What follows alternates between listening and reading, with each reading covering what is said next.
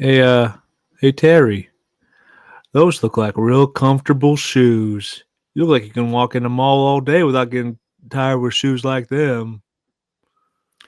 That's a bingo. You just say bingo. We're so dumb. We are so dumb. Speak for yourself. Welcome to the Almost Sideshow, ladies and gentlemen. My name is Adam. That is Terry. And we are breaking down another episode of Better Call Saul. Better Call Saul. This episode is titled, this is season 3, episode 8, title 9, season 3, episode 9, titled Fall. I was going to say, I get knocked down, but I'm like, well, that's not fall. Never mind. I get fall down, but I get up again. Anyway, it's called Fall. Last episode we slipped, now we fall. And I fall down. Yeah, okay. Anyway, this is off the rails already. We're on a minute 20 in this episode. It must be a long day. Who knows? Anyway, this is going to be a really fun conversation, as these breaking down shows always are. Really, a lot of cool stuff does happen here. Some really cool Breaking Bad moments, some really cool Saw moments as well. I'm looking forward to breaking this one down. How about yourselves, Terry? Yeah, we'll be honest. Like, we record these at the end of a long day's work. We're both like exhausted from the day, and that's what's going to make this a fun conversation. This is our wind down time. Like, we're going to process through our day through processing. Better Call Saul. Some Better Call Saul. That's where I'm at right now. Yeah, so same here. Shall we do it? Yeah, if you're listening, grab a beverage and stream some Better Call Saul and listen to the episode. So cheers to you all out there. I have respect for beer. Okay, let's go into it. It's better when you can hear the sip over the microphone. That's what they tell me. I feel included now. Stings the nostrils. Okay.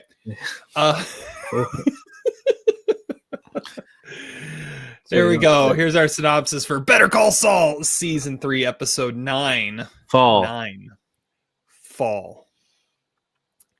All of our characters are at play in this episode. Yay. First, let's talk about Mike. Mike is getting finalized with his new deal to launder his money through Gus. He meets with our old friend Lydia to become an official employee of Madrigal. He gives them his money, and his money will be paid back to him as his salary. Seems simple enough.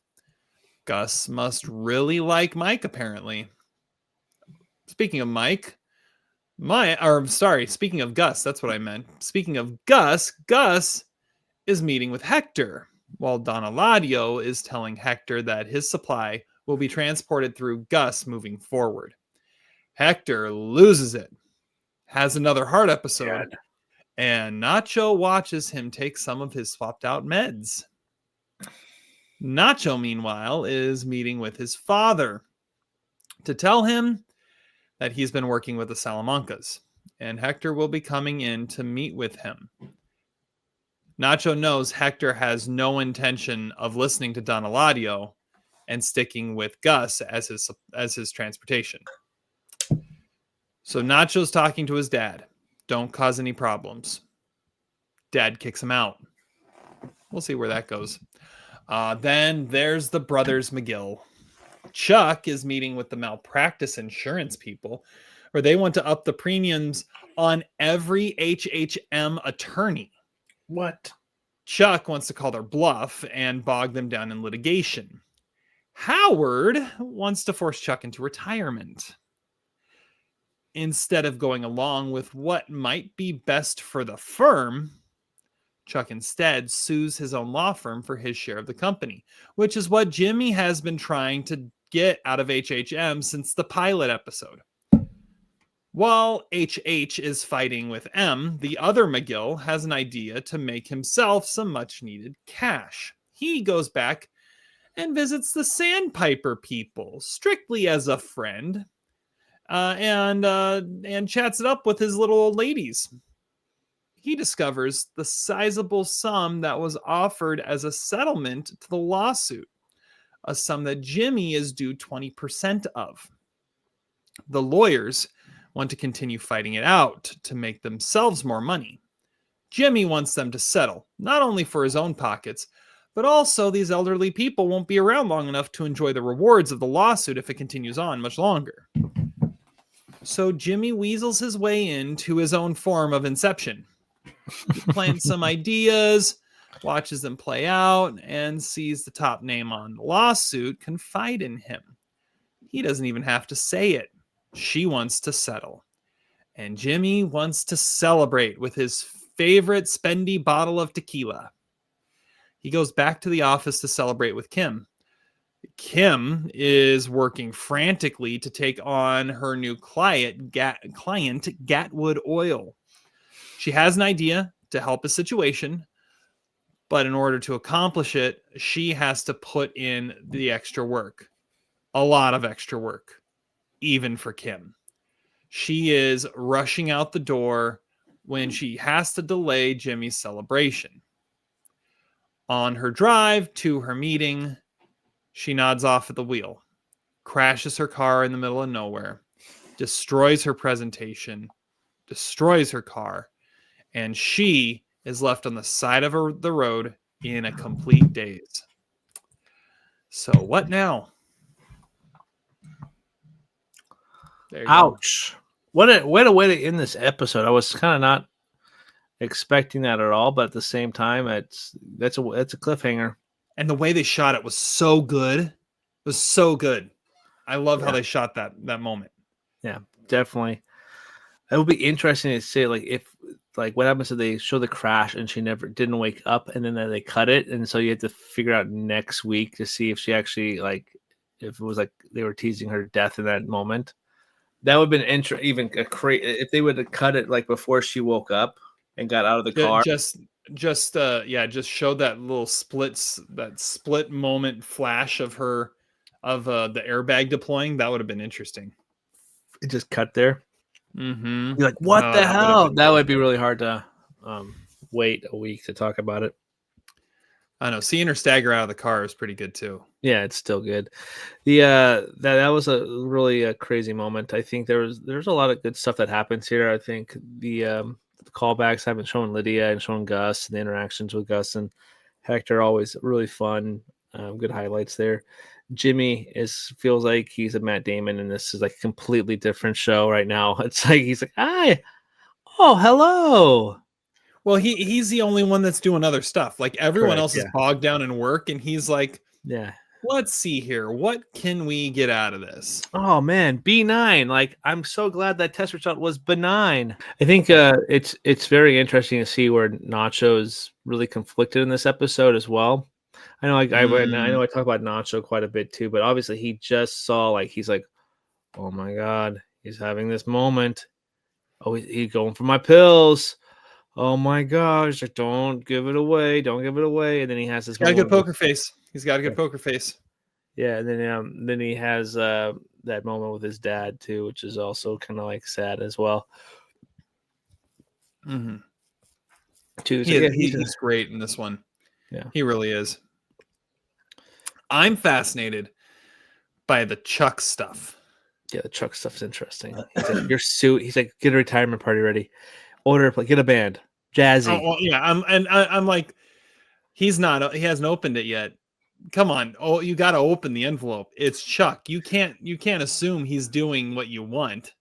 You can't assume that. You're suing HHM. Yeah. Yep. And that whole thing, I think it's proving that Chuck is kind of out of it right now. He is so, his brain is in a different world right now, which is exactly why Howard wants him out. Yeah. And yeah.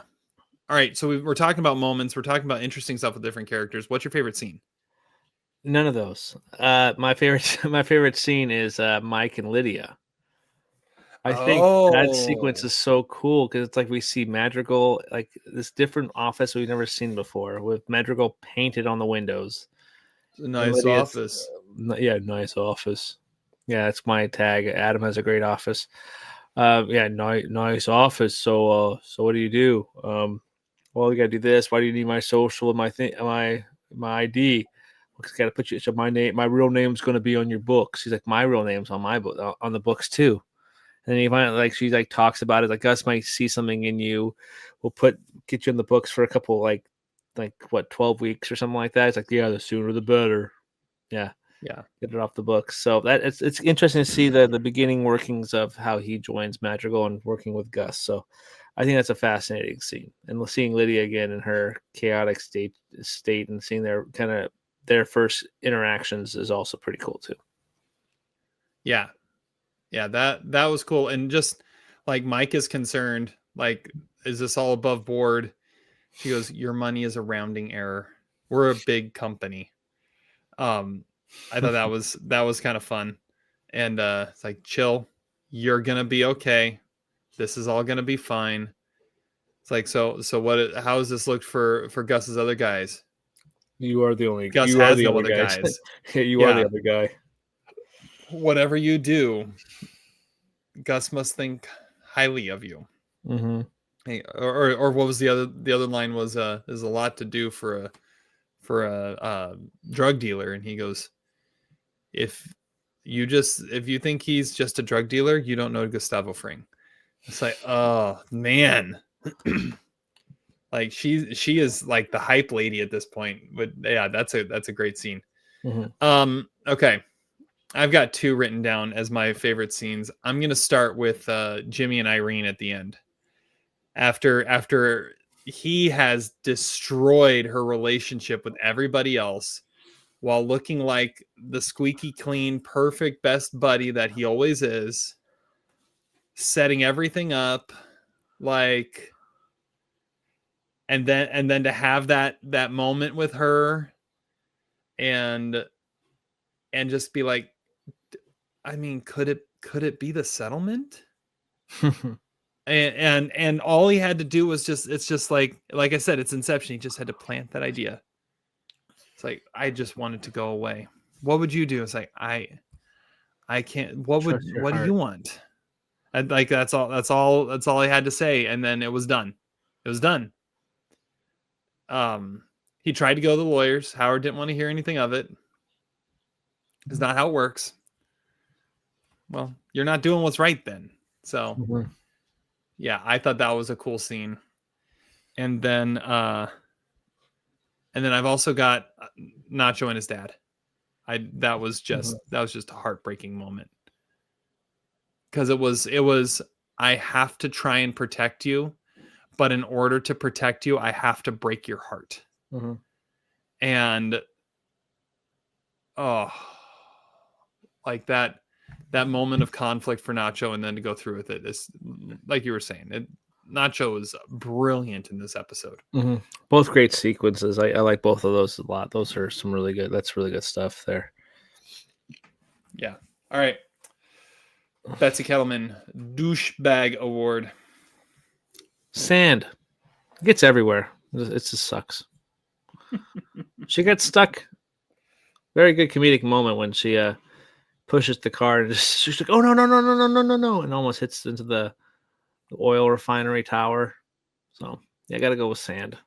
Biggest douchebag. If it's on brand with us. Yeah. That's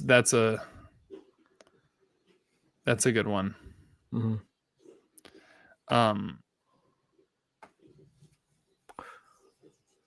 Yeah. My douchebag is the pettiness of little old ladies. Yeah, that's a good one. Because I mean, come on, little old ladies. They are no matter what, they're still just the mean girls from high school, even in their 80s. 80, 18. I mean, it's not that different. Yeah. Little old ladies, they're the douchebags. Mm-hmm. One of them, what didn't I recognize one of them? I feel like I did. And this is getting into maybe best new face or whatever, but I don't really care. One of them, was it Myrtle? Myrtle, yeah. No, Myrtle. That's not the one I recognized. Phyllis It was Applegate. Is it Rose? Just keep clicking on them until I find the one I'm thinking of.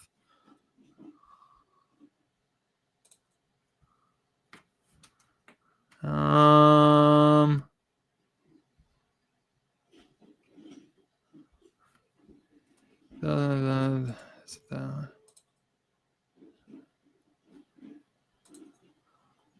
Is that one? Maybe. Yeah, I think this is the one. Bonnie Bartlett.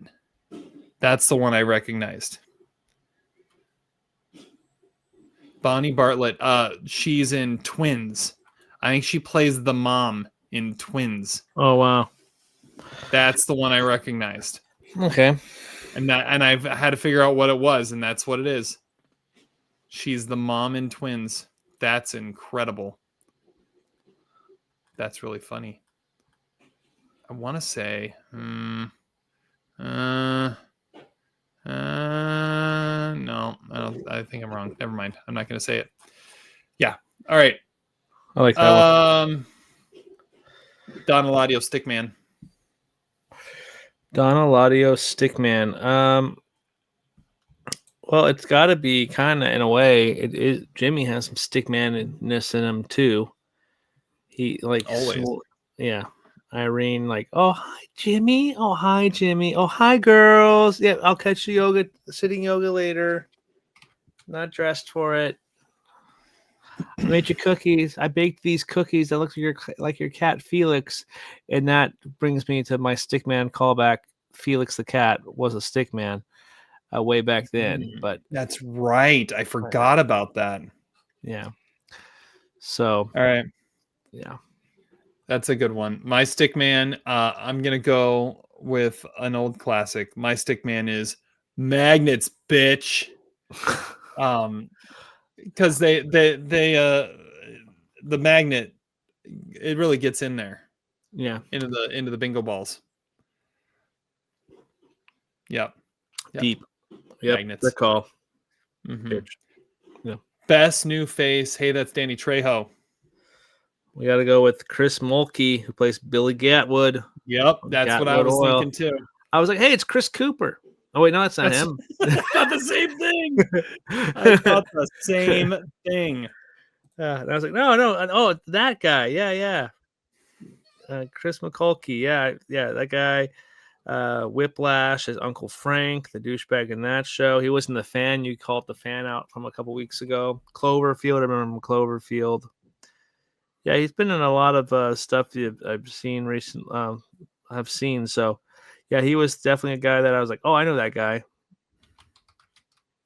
Definitely has that recognizable face. Yep, that was the one I was thinking too. But since you took it, I'll go with another one. I'm gonna go with Lou George as the lead insurance rep for the malpractice insurance that pops up. He was in Mank. He was in 2 episodes of Barry. So he was there. But then Jersey the other Boys. one, there we go. He was in Jersey Boys. But if you look at him, at first when you look at him, he kind of looks like another actor, Miguel Ferrer, who you might remember. I remember him most from NCIS Los Angeles. He played Owen Granger there, but he was in a bunch of different stuff. He played the vice president in Iron Man 3. He was in Crossing Jordan. He was a main character in there. I think he was George Clooney's cousin, I want to say. He was in Traffic. He died while he was on NCIS Los Angeles. He had cancer. Lou George looks a lot like Miguel Ferrer, and I know Miguel Ferrer really well. So that was one that I thought of when I was watching it. Okay. Lance the Printer Guy, minor character of the episode. Francesca. Kind of helping out with putting the binders together. And she's like, hey, take a shot with me. Ooh, smooth. Great response to the shot. Ooh, smooth. Slowly but surely getting corrupted mm-hmm. by the Slippin' Jimmy. Yep. Ooh, smooth. Yeah. Mine, I'm going with Manuel Varga, Nacho's dad. Mm-hmm. Like he just gives a great scene. It's his one scene. It's a wonderful scene. I love that moment he has, and just the way he's able to show that heartbreak. And fully in Spanish too. I thought that was cool. Yeah, that was that really whole cool. scene. Yeah. All right. The best Saul one-liner. I have two that are not Saul one-liners. Is that good? Okay. Yeah, we're probably like a logistics consultant. A what? A person who consults logistics. As Lydia would say. That's a good one. That's a Yeah, good one. yeah. You're a German company. One thing I do know about Germans, they love a good audit. That was good too. That's a good one. If you want to go Jimmy, you gotta go to his bingo time. There's a lot of there. I think B9. Benign. I went to the doctor and he said the lump was B9. That's a good one. I wrote that one. I sold my soul to bingo. N31. N for Nancy. 31 for the amount of time she told me to take a hike. That's a good one. There's a lot of them. Or then it was what was it? G48. 48 as in Dewey defeats Truman. Yeah, that's a good. I got another one, not from that scene though. It's like, yeah, who needs money when you have the moral high ground? Yeah. That's That was a good one too. That came from Jimmy. Like that's slipping Jimmy. Inception Jimmy. That's what we get in this one. Okay, best Breaking Bad reference. I've got a good one. I don't know if it's the one you have down, but I've got a good one. It relates to some of the stuff you were just talking about. What is Mike's job title with Madrigal? Consultant? Not a logistics consultant. He's the security consultant, which is what he gets interrogated about by Hank when he's investigating Madrigal.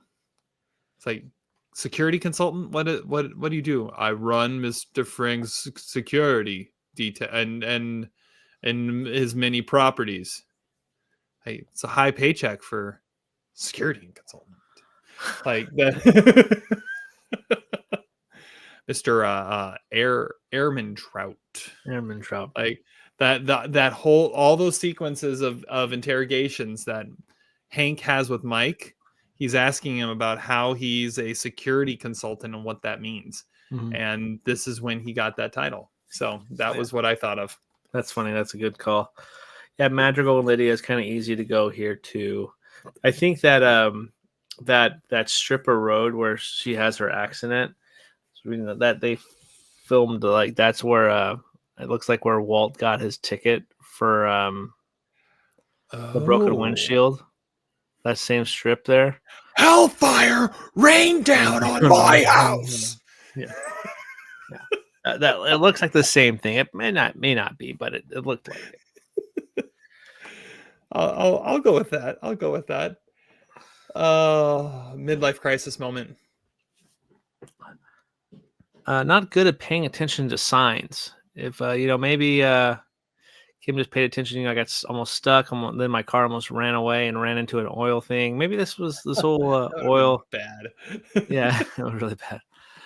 Maybe and you fall asleep at the wheel. Maybe this is not a good company to get in bed with. I don't know. Yeah, there were omens. So, my midlife crisis moment is, who really cares what they look like? How comfortable are your shoes? There was a time when I picked shoes based on what they looked like. And then I'd say, maybe 7-8 years ago, I bought a pair of shoes because they looked pretty cool. And then within like 2 or 3 months, I never wore them again because my feet couldn't handle them. And then I bought a pair of shoes that I was like, these are the ugliest pair of shoes I've ever bought, but my word, are they comfortable? And that's all yeah. You're getting old when all you care about is how comfortable the shoes are. And you don't really care what they look like. Can we say this is a Breaking Bad reference? Because literally this is something I brought up in Breaking Bad about the shoes. I made a comment about the shoes and comfortable. This is a midlife crisis. I did. What did you? He was wearing white shoes, like these old like Skechers New Balances. Oh yeah. And I was There like, we they look go. horrible, but they're comfortable. It's the same. It's basically the same conversation, but it's funny because it's worth repeating. And how many pairs of shoes did Jimmy buy to make sure he had Irene's size? Oh, at least 10. That's ridiculous. What a great gag. That's the best part. Oh, my sister just bought these. Hey, sit here. I'll run outside the mall real quick. The no refund policy. Yeah. All right. LVP of the episode. LVP of the episode.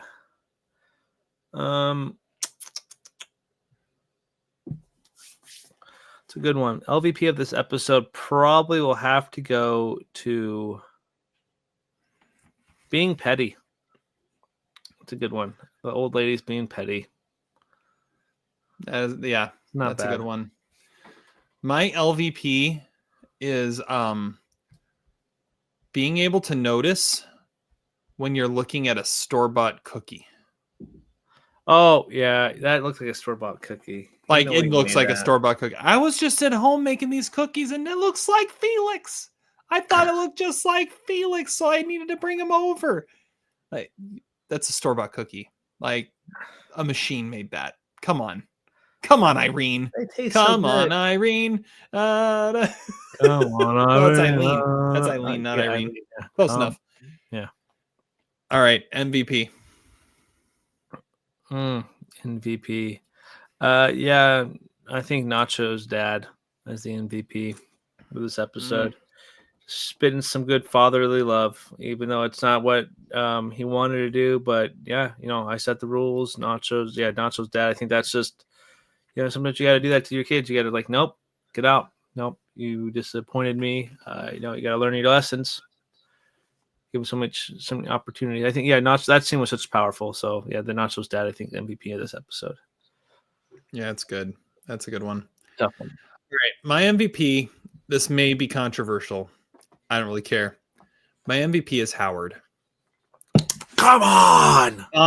I'm right with Howard every step of the way on what he does in this episode. And because it's not always the nice thing, the kind thing, but it's fully understandable. Like him, the look on his face when Chuck like freaks out and decides we're going to litigate this instead of go along with what they want for the insurance claim. And then he asks Chuck to retire. I mean, how long has it been since Howard has first thought of this and has wanted to do this? It's not a bad call. And needed to do it. And he's just like, and this is finally the time. He's like, it's time. I have to ask him to step aside. And even that look of this does not look like someone who is better. This is not normal behavior. What you're doing right now, as he's trying to prove that he's back to normal. And then his reaction to being sued, it's exactly what he should have done. And his reaction to Jimmy in the parking garage was like cold, but it was exactly what it needed to be. Like he just came back from Chuck, and it's like, it's just about Chuck. Who? Like, oh, like that's just cold. But then that whole thing of you just want your money. Here, you want a handout? And he took some cash out of his wallet and just waved it in his face. Like, ouch. But that also, like, you could totally understand why he did that. It's like, this is not how this game is played, and we're going to play it the way we play it. And I don't care what you think. You're not a part of this anymore. You were a part of it. You stepped aside. and instead decided to choose malpractice and getting your license suspended. Yeah, I thought it was just super cool. Yeah, it's a good call. I don't mind that pick. He also does a really cool move. He goes to a wall and pushes it in, and it's a liquor cabinet. Oh, cool wall. That In was the almost conference room. In the conference room, even that was great. Yeah, pulled out that's some true. whiskey. Love it. Yeah. Okay. What's next? We've got the season finale next of season 3. We've got everyone's got something that needs to happen here. Like what's gonna happen? Like, is this really gonna work out right for Jimmy? The way he wants it to. I could see all this falling apart, even though he thinks that he's got it all figured out. How far is Chuck gonna push himself to prove that he's fine? I could see something happening to him. Is Kim's life completely like destroyed now that she like had this accident? I mean, you get like having an opportunity for something like that, like stuff happens, but stuff doesn't happen to Kim. And so like, did she just ruin everything she had going for her? When does Hector, I think Hector is going to like feel the effects of the new pills while he's meeting with Nacho's dad. I think that's when it's all going to go south, because I think Nacho's dad is going to stand up to him. Hector's going to freak. He's going to have an episode, and then the pills aren't going to work in his shop. And that's where Hector goes south. And I was also thinking that Nacho's dad's dead. Oh, you think he's gonna die? I think it's going to be something that's going to mess up, and there's going to be some kind of confrontation, and Hector's going to be like, well, I'm taking the shop. Nacho's going to run it now, and then eliminate Hector's dad. I think before he's able to take him out, he's going to have his episode. Yeah, it could be leading up to where the dad's dead, but yeah, that's a good point. Yeah. Mike, I think we might not see Mike next episode. There's too many ends to patch up to end season 3. If we see Mike, I think it might be because like Nacho calls him, be like, "What do I do now?"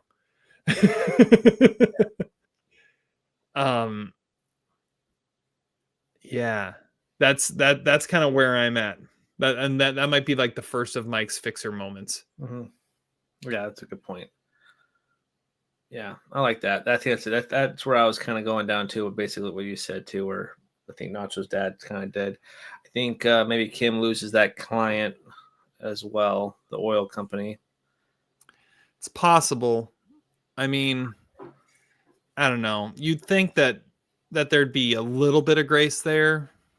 A car accident's car accident, right? I mean, you can't. It happens. But that they were going to close in 2 weeks, and we don't know how long that was. And now there's no plan B because everything's off the table. It's a deadline. Yeah. I was waiting to have my douchebag be a car that drove past Kim after the accident. I was waiting for that to be my MVP or LVP and douchebag. Just someone who drives by and lets her sit there. Yeah, that would have been fair. That would have been fair. That's what I had. I didn't have too much. Yeah, I feel like there's a lot that needs to happen, but I mean, it won't be. But I feel like you kind of see where it's all going. Like there's not going to be, and there's not many surprises. I think everything is just going to play its natural course. I think the one question mark is, how is this really going to work for Jimmy? That's the one thing. Yeah, very true. Yeah. Well, I just want to see what happens. I want to see that next episode. I can't wait till next week when we can watch it and digest it. I agree. Well, that's next week, folks. Hopefully you guys are enjoying these episodes as much as we are. Looking forward to breaking down another one next week. Until then, any final thoughts, or are we just going to wrap it up? Better Call Saul. Sit and spin ya buttholes. Subscribe.